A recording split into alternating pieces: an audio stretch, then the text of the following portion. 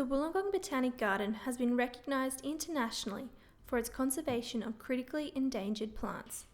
The local garden received accreditation from the Botanic Garden Conservation International and is one of only 7 gardens worldwide to receive the inaugural award.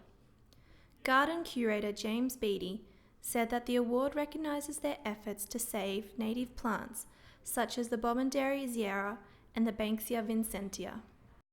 It's fantastic recognition on the international stage, and hopefully it will inspire others to, get in on this as well and promote the conservation work they do as well.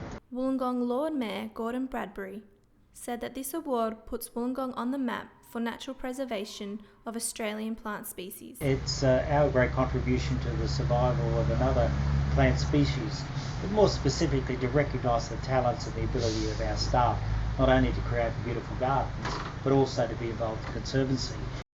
The plants are currently kept in a greenhouse, but garden staff are hopeful that their efforts mean they can soon be released into the wild and thrive naturally.